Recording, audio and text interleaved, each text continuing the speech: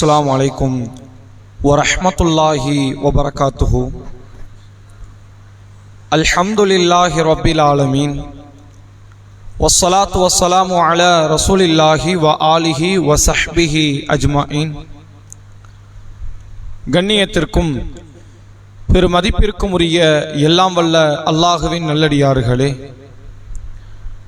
அல்லாஹுடைய பேரருளால் கடந்த சில வாரங்களுக்கு முன்பாக ஞானம் நிறைந்த அல்லாஹ் என்கிற தலைப்பின் கீழ் உயிரினங்கள் தொடர்பான ஒரு சில தகவல்களை நாம் அறிந்து கொண்டோம்.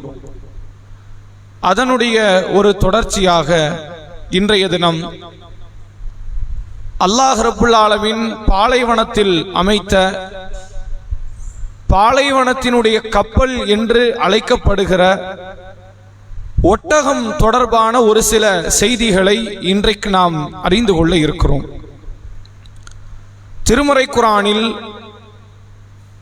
அல்லாஹ் ரப்புல் ஆலமீன் சூரா காஷியா என்கிற அத்தியாயத்திலே சொல்கிறான், அஃபலா யன்துரூன இலல் இப்லி கைஃப குலிகத், ஒட்டகம் எவ்வாறு படைக்கப்பட்டு இருக்கிறது என்பதை நீங்கள் பார்க்க வேண்டாமா, அவர்கள் பார்க்க வேண்டாமா என்று திருமறை குர்ஆனில் ஒரு குறிப்பிட்ட ஒரு உயிரினத்தினுடைய பெயரை சொல்லி இந்த உயிரினத்தினுடைய கட்டமைப்பு வடிவமைப்பு, அது இந்த உயிரினத்திற்கு பின்னால் கடவுள் என்கிற ஒரு பேராற்றல் இருக்கிறது என்பதை உணர்த்தவில்லையா என்ற விதத்தில் அல்லாஹ் கேட்கிறான்.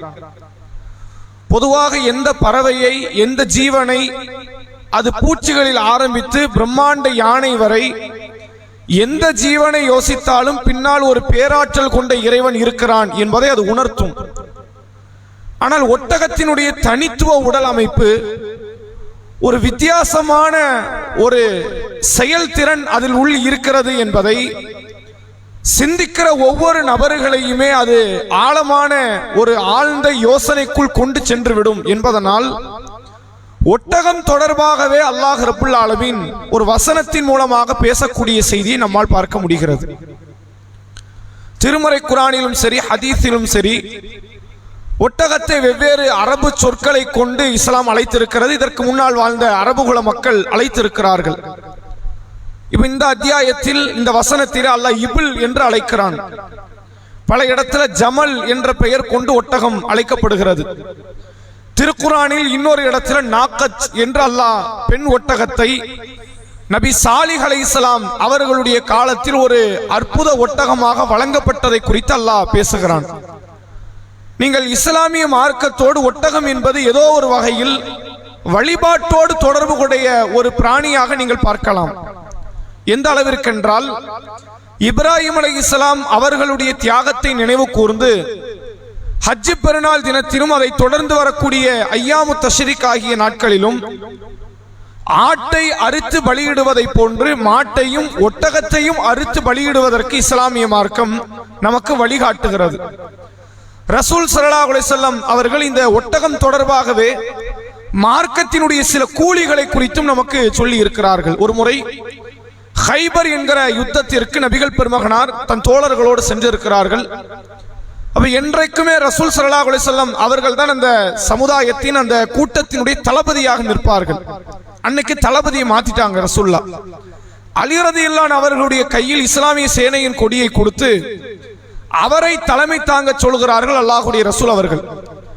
அப்படி சொல்லி அனுப்பும் போது ரசூல்லா கூடுதலாக ஒரு செய்தியை சொல்கிறார்கள், அலியே, உங்கள் மூலமாக ஒருவர் இஸ்லாத்தை ஏற்றுக்கொள்வது அரபியர்களிடத்தில் இருக்கிற மிக விலை மதிப்பற்ற ஒரு பொருளான சிகப்பு ஒட்டகத்தை விட அது சிறந்தது என்று அல்லாஹ் தரக்கூடிய மறுமை கூலியை கூட ஒட்டகத்தோடு இணைத்து பேசக்கூடிய ஒரு வார்த்தையை ரசூலுல்லாஹ்விடத்திலிருந்து பார்க்க முடிகிறது. திருக்குர்ஆனில் சூரா ஆலி இம்ரான் என்ற 7வது அத்தியாயத்தில் மறுமை நாளில் இறை மறுப்பாளர்களுக்கு கிடைக்கிற தண்டனையை குறித்து குர்ஆன் பேசுகிறது. அப்படி அல்லாஹ் பேசும்போது சொல்லுகிறான், லா துஃபத்தஹு லஹும் அபுவாபுஸ் ஸமா, யார் அல்லாஹ்வின் வேத வசனங்களை மறுத்து பெருமையடித்து நடக்கிறார்களோ அவர்களுக்கு வானத்தின் வாசல்கள் திறக்கப்படாது. அது மட்டும் இல்லாமல் ஒட்டகம் ஊசியினுடைய துவாரத்திலே நுழைகிற வரை ஊசியினுடைய அந்த காது அதனுடைய ஓட்டைக்குள் நுழையாத வரை லா யதுகுலுல் ஜன்னா, இவர்கள் சொர்க்கம் நுழைய மாட்டார்கள் என்று திருமறை குர்ஆனில் ஒரு அடியாரை நரகத்தில் அனுப்புறான். இவங்க நரகத்திலிருந்து வெளியேற முடியாதுங்கிறது அல்லாஹ் எதை வைத்து சொல்லுகிறான் என்றால், ஒட்டகம் எப்படி ஊசியினுடைய துவாரத்திற்குள் நுழையாதோ அப்படி இவர்கள் சொர்க்கத்திற்குள் நுழைய முடியாது என்று அல்லாஹ் பேசுகிறான். இப்படி குர்ஆனிலும் ஹதீஸிலும் உதாரணத்திற்கு சொல்லப்பட்ட வார்த்தைகளிலோ, வழிபாடுகளுக்கு சொல்லப்பட்ட வார்த்தைகளிலோ, கூலி தொடர்பாக சொல்லப்பட்ட வார்த்தைகளிலோ அதிகமாக இந்த ஒட்டகத்தினுடைய வார்த்தையை, பிரயோகத்தை அல்லாஹும் அல்லாஹுடைய ரசூல் அவர்களும் சொல்லி இருப்பதை நம்மால் பார்க்க முடிகிறது. ஆனால் உண்மையில் நீங்கள் ஒட்டகத்தை ஆழ்ந்து சிந்திப்பீர்களே ஆனால், மற்ற எல்லா பிராணியை விட ஒரு தனித்துவ அடையாளத்தோடு அல்லாஹ் இருக்கிறான் என்பதற்கான ஒரு சான்றுகளை தன்குள் தாங்கிக் கொண்ட ஒரு பிராணியாகத்தான் இந்த ஒட்டகம் என்ற பிராணி அமைந்திருப்பதை பார்க்க முடிகிறது. அல்லாஹ் எப்படிலாம் இதை அமைத்திருக்கிறான் என்று பாருங்கள்.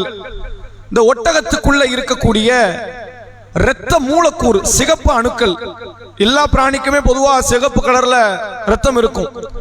ஆனால் அதனுடைய அணுக்களில் ஒரு வேறுபாட்டை அல்லாஹ் ஒட்டகத்து வைத்திருக்கிறான்.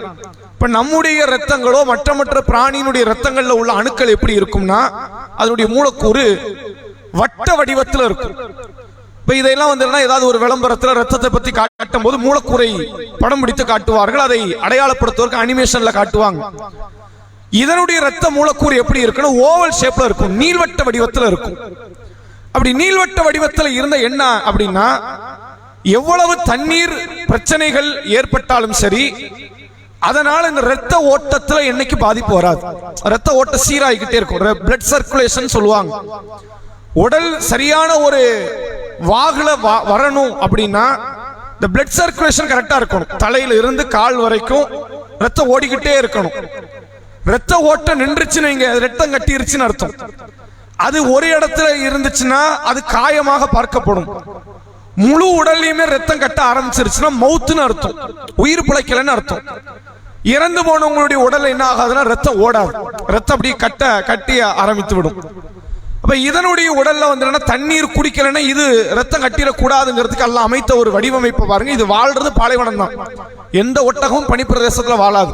பனிப்பிரதேசத்தை விட்டுருங்க, பாலைவனம் அல்லாத மற்ற இடத்துல அதனால வந்து தன் இனத்தை பெருக்கி கொண்டு வாழ்வதற்கு ஒட்டகத்துக்கு இயலாது. வச்சு வாழ வைக்கலாம், ஆனா இனத்தை பெருக்கி வாழக்கூடிய அளவிற்கான சூழல்ங்கிறது பாலைவனம் அல்லாத தேசத்துல இடங்கள்ல அந்த ஒட்டகத்துக்கு சாத்தியம் கிடையாது. அப்ப கடுமையான வெப்பம் ஏற்படணும். இப்ப நமக்கெல்லாம் இங்க 38 டிகிரி செல்சியஸ் வந்துட்டாலே அது தாங்க முடியாத ஒரு வெப்ப சூழ்நிலை அப்படின்னு பாக்குறோம். இப்ப வேற நாடுகள் எல்லாம் நீங்க பாருங்க, இன்றைக்குள்ள சூழ்நிலையில் இந்த சீதோசன நிலை மாறி இந்த ஆண்டு மிக கொடிய ஒரு வெயிலை வந்து இந்த ஜூன் ஜூலை மாதம் வெளிப்படுத்தும் அப்படின்ற நீங்க தகவலை பார்த்திருக்கலாம். இப்ப இதனால என்ன ஆகும் கேட்ட, இது அதோட மட்டும் முடியாது. மழை காலத்துல இதை விட பெரிய தலைவலியாக இந்த பூமிக்கு வந்து சேரும். சைக்ளோன் ஃபார்ம் ஆகும், அப்ப பெரிய வெள்ளமாக மாறும். அப்ப இந்த வெப்பத்தை தாங்க முடியாமல் பல மக்கள் வந்து எங்களால வேலைக்கு போக முடியல, பள்ளிக்கூடம் செல்ல முடியல அப்படின்னு வேற நாடுகள் எல்லாம் வீட்டை விட்டு வெளியேற முடியாத ஒரு சூழல் ஏற்பட்டு இருக்கிறது. எவ்வளவு கொடிய வெயில் அடித்தாலும் சரி, தன்னுடைய உடலை தக்க வைத்துக் கொள்வதற்கான சாத்தியக்கூறு அதிகம் உள்ள ஒரே பிராணி என்றால் அது ஒட்டகம் மட்டும்தான். அல்லாஹ் வேற என்ன சிறப்பெல்லாம் அதுல கொடுத்திருக்கிறான் அப்படின்னா, இந்த பாலைவன மணல் இருக்குல்ல, அது அடிக்கடி வந்து புழுதி காற்றை உண்டாக்கி கொண்டே இருக்கும். அது கண்ணுல விழுது அப்படின்னா அது பெரிய ஒரு சேதத்தை வந்து கண்ணுக்கு ஏற்படுத்திடும். கண்ணே தெரியாத ஒரு சூழலுக்கு கூட கொண்டு போயிடும். சாதாரணமா ஒரு 2 வீலர்ல போறோம், ஒரு பூச்சியோ ஒரு தூசியோ கண்ணுல விழுந்துருச்சுன்னா அது உறுத்திக்கிட்டே இருந்து கண்ணு சிவந்து அதுவே ஒரு பெரிய பாதிப்பை தருது. பாலைவன மணல் வந்து கண்ணுல விழுதுங்கும் போது அது எவ்வளவு பெரிய கொடிய நிகழ்வாக மாறும். அப்ப இந்த ஒட்டகத்துக்கு அல்லாஹ் என்ன செஞ்சிருக்கிறான்னா 2 வகையான இமைகளை கொடுத்திருக்கிறான். ஒன்று உண்மையாகவே நம்மை போன்று இருக்கிற கண்களை மூடக்கூடிய ஒரு இமை. ஒரு இமையின் அமைப்பு அல்லாஹ் எப்படி வச்சிருக்கிறான்னா கிளாஸ் மாதிரி இருக்கும். தூசி வந்து அதை தடுத்துக் கொள்ளும், ஆனால் அது பார்த்து கொண்டே இருக்கும். கிளாஸ் மாதிரியான ஒரு இமை அமைப்பை அல்லாஹ் ஏற்படுத்தி இருக்கிறான். அதே போன்று இதுக்கு வந்து கடுமையான தாடை பகுதியையும் கடுமையான உதட்டினுடைய தன்மையும் அல்லாஹ் அமைத்திருக்கிறான். மற்ற எந்த பிராணிக்கு இப்படி உதடு இருக்காது. வேற எந்த பிராணி எடுத்துக்கிட்டாலும் இவ்வளவு கடுமையான உதடு இருக்காது. அப்ப இது ஏன் இப்படி அமைத்திருக்கிறான்? இதனுடைய வாய்ப்பகுதி இவ்வளவு கடுமையா ஆக்குனதுக்கான காரணம் என்ன அப்படின்னா, இதனுடைய பிரதான உணவே அந்த பாலைவனத்தில் இருக்கக்கூடிய முள்ளு செடிகள் தான். அப்ப அதை சாப்பிடும் போது வயிற்றுக்குள்ள போயிட்டு குத்த ஆரம்பிச்சிடும், அது பெரிய பாதிப்பு தரும். இது வாயில போட்டு அரைச்சு முள்ளையெல்லாம் இல்லாமல் ஆக்கி அதையெல்லாம் மாவா கூழாக மாற்றி வயிற்றுக்குள்ள அனுப்பும். தன்னுடைய வயிற்றுக்கு உடல்நிலைக்கு எந்த பாதிப்பும் ஏற்படாத வகையில அல்லாஹ் அந்த உதடு அமைப்பை கூட அமைத்திருக்கிறான் அப்படிங்கிறத பார்க்க முடிகிறது. காலினுடைய பகுதி பார்த்தீங்கன்னா மற்ற எந்த பிராணிக்கும் இருக்கிற மாதிரி குழம்பு இருக்காது. நீங்க ஆடுல ஆரம்பித்து கழுதை வரைக்கும் பார்த்தீங்கன்னு எல்லா பிராணியினுடைய கால் குழம்பு எப்படி இருக்குன்னா ரொம்ப கடுமையா இருக்கும். அந்த அளவுக்கான கடுமை ஒட்டகத்துக்கு இருக்காது. அப்படி இருந்துச்சுன்னு நீங்க ஒவ்வொரு பாதத்தை வைக்க வைக்க மண்ணுக்குள்ள புதைஞ்சிரும். ஆனா இது புதையாது, வெயிட்ட தூக்கிட்டே போனாலும் புதையாது. நம்மள மாதிரி 2 பேர் தூக்க முடியும் அதோடைய கெப்பாசிட்டிக்கு. அல்லது ஒரு பெரிய அளவுல ஒட்டகம் மாதிரி அதை விட கூடுதலான சுமைகளை கூட சுமக்க முடியும். பாலைவன மணலுங்கிறது எப்படி இருக்கும்னு கேட்டா நம்ம கால் வைத்தாலே கால் உள்ள போயிரும். இப்ப இது பெரிய வெயிட்ட தூக்கிட்டு போகுது, ஒரு 100 கிலோ 150 கிலோ வெயிட்ட தூக்கிட்டு போகுதுன்னா, ஆனா அதனுடைய கால் உள்ள புதையாது. அப்படி ஒரு அமைப்பை, ஒரு வித்தியாசமான ஒரு அமைப்பு. ஒவ்வொரு விஷயத்திலையுமே ஒரு வித்தியாசமான கண்ணோட்டத்தை இந்த உடல் அமைப்புல நாம பார்க்கலாம். இப்ப கிட்டத்தட்ட ஒரு 30 டிகிரி 32 டிகிரி செல்சியஸ்ல உள்ள தரையில நம்ம உட்கார முடியாது வெப்பம் அடிக்கும் போது. 45 டிகிரி செல்சியஸ்ல உள்ள தரையில கூட சர்வ சாதாரணமாக அது உட்கார்ந்து கொள்ளும். அது மட்டும் இல்லாமல் இந்த ஒட்டகத்துக்கு மேல திமில் அப்படிம்பாங்க, ஹம்ப் என்ற வார்த்தையை சொல்லி அழைப்பார்கள். சில ஒட்டகத்துக்கு 2 திமில்கள் இருக்கும், சில ஒட்டகத்திற்கு 1 திமில்கள் என்பது இருக்கும். அந்த திமில்ல தான் தண்ணி வச்சிருக்கு நாம நினைச்சிருப்போம். அது தண்ணி கிடையாது, அது கொழுப்பது. இந்த தண்ணீரை என்ன செய்யணும், கொழுப்பாக மாற்றி திமில்களை சேர்த்து வைக்கும். அது எத்தனை நாட்கள் கடந்தாலும் சரி அந்த கொழுப்பு அப்படியே இருக்கும். ஒருவேளை தண்ணீர் கிடைக்காதுங்கிற சூழல் வரும்போது இந்த கொழுப்பை கொஞ்சம் கொஞ்சமா கரைத்து தன் உடலுக்குரிய ஒரு ஊட்டச்சத்தாக இது மாற்றிக்கொள்ளும். தண்ணீர் இல்லாமல் பல நாட்கள் உயிர் வாழக்கூடிய ஒரே பிராணி உலகத்தில் இருக்குது அப்படின்னா அது ஒட்டகம் மட்டும்தான். வேற சில பிராணிகளை சொல்லுவார்கள், ஆனா தண்ணி இல்லைனாலும் தண்ணியுடைய சூழலாவது சுத்தி இருக்கணும், ஒரு பசுமையான இடங்கள் இருக்கணும். கடுமையான வெயிலாவும் இருக்கும், தண்ணியும் கிடைக்காது. அப்படிங்கும் போது ஒரு வாழுகிற ஒரு வாழ்க்கை அமைப்பு இந்த ஒட்டகத்துக்கு மட்டும்தான் அல்லாஹ் வழங்கி இருக்கிறான். எல்லா பிராணியை விட்டும் தனித்துவமான வித்தியாசமான ஒரு உடல் அமைப்பை அல்லாஹ் ரப்புல் ஆலமீன் ஏற்படுத்தி இருக்கிறான் என்பதை பார்க்க முடிகிறது. ஒரு கடுமையான தோல் அமைப்பு, அதனுடைய முடி அமைப்புல கூட ஒரு வித்தியாசத்தை அல்லாஹ் கையாளுறான். பாலைவன பகுதியில இரவில் எடுத்துக்கொண்டால் அது மாதிரி ஒரு குளிர மற்ற இடத்துல பார்க்க முடியாது. பகல்ல எடுத்துக்கிட்டு அது மாதிரி ஒரு வெப்பத்தை மற்ற இடங்கள்ல பார்க்க முடியாது. இதனால் குளிரையும் தாங்கிக் கொள்ள முடியும், வெப்பத்தையும் தாங்கிக் கொள்ள முடியும் என்ற அமைப்பில் அதனுடைய ரோமங்களை கூட அல்லாஹ் ரப்புல் ஆலமீன் அமைத்திருக்கிறான் என்பதை பார்க்க முடிகிறது. இப்படி அதனுடைய இரத்த ஓட்டத்தில் ஆரம்பித்து, சதைகளில் ஆரம்பித்து, தோள்களில் ஆரம்பித்து, கால் பாதத்தில் ஆரம்பித்து, தண்ணீர் சேமிக்கக்கூடிய முறைகளில் ஆரம்பித்து, இப்படி ஒவ்வொரு காரியத்திலேயுமே ஒரு தெல்ல தெளிவாக யோசித்து ஒரு இன்ஜினியர் வடிவமைத்ததை போன்ற ஒரு வடிவமைப்பை அல்லாஹ் இந்த ஒட்டகத்திலே அமைத்திருக்கிறான் என்பதை, அது சார்ந்த தொழில்நுட்பங்களை குறித்த, அது சார்ந்த உடலியல் கூறு ஆய்வுகளை குறித்த செய்திகளை பார்க்கும்போது நம்மால் புரிந்து கொள்ள முடிகிறது. மற்ற எல்லா பிராணியை விட்டும் ஒரு தனித்துவத்தை அல்லாஹ் வைத்ததனால தான் குர்ஆன்ல எத்தனையோ ஜீவனை பத்தி பேசியிருக்கிறான். எறும்பை குறித்து பேசியிருக்கிறான், பறவை கூட்டங்களை குறித்து அல்லாஹ் பேசியிருக்கிறான், கழுதை குறித்து பேசியிருக்கிறான். இப்படி பல ஜீவனை பற்றி பேசியிருந்தாலும் நான் இருக்கிறேங்கிறதுக்கான சான்றாக அல்லாஹ் ஒரு பிராணியை குறிப்பிட்டு சொல்கிறான் என்றால் அது ஒட்டகம் மட்டும்தான். அஃபலா யந்துரூன இலல் இப்லி கைஃப குலிகத், ஒட்டகம் எவ்வாறு படைக்கப்பட்டு இருக்கிறது என்பதை அவர்கள் பார்க்க வேண்டாமா என்று அல்லாஹ் ரப்புல் ஆலமீன் இதை தனித்துவப்படுத்தி காட்டுவதில் இருந்து இன்னும் இதுல என்னென்ன அற்புதங்கள் இருக்குங்கிறது தெரியாது. இன்னும் இதை தாண்டி இந்த ஒட்டகத்திலிருந்து பால் எடுக்கிறாங்கல்ல, பல பிராணிகள்ல இருந்து பால் எடுத்து அதை மனிதர்கள் உணவாக உட்கொள்ளக்கூடிய ஒரு சூழல் எல்லாம் அமைச்சிருக்கிறோம். நம்ம ஆட்டுப்பால் மாட்டுப்பால் நம்ம அறிந்து கொண்டிருக்கிறோம். ஒட்டகத்திலிருந்து பால் எடுத்து அதை சாப்பிடக்கூடிய ஒரு பழக்கமும் இருக்கிறது. இந்த ஒட்டக பால் எந்த அளவுக்கான அதை சார்ந்து வாழக்கூடிய மக்களுக்கு ஒரு ஊட்டச்சத்தை தருது அப்படின்னா, விட்டமின் சிங்கிற ஒரு ஊட்டச்சத்து அந்த ஒட்டக பால்ல இருந்து பிரத்யேகமா கிடைக்குது. வேற எல்லாத்திலும் இருக்கலாம், இதுல இருந்து கிடைக்கிற அளவுக்கு வேற எதுலையும் கிடைக்காது. இந்த விட்டமின் சி எப்படி உதவியா இருக்குன்னு கேட்டா, கடுமையான வெயில இருந்து நம்மை காக்கக்கூடிய ஒரு ஊட்டச்சத்து பொருள் அப்படின்னா அது விட்டமின் சி தான். கரெக்டா அதனுடைய பால்ல இருந்து அதிகமா கிடைக்குது. அது அதை சுற்றி வாழக்கூடிய அந்த பகுதியில் இருக்கக்கூடிய பாலைவன பகுதியில் வாழக்கூடிய மக்களுக்கான போதிய ஊட்டச்சத்தை அதனுடைய பால் தந்து கொண்டிருக்கிறது. ஒவ்வொரு கட்டமைப்பிலும் ஒரு தனித்துவத்தை அல்லாஹ் இதிலே அமைத்திருக்கிறான் என்பதை இத்தனை பல செய்திகள் வாயிலாக நம்மால் பார்க்க முடிகிறது.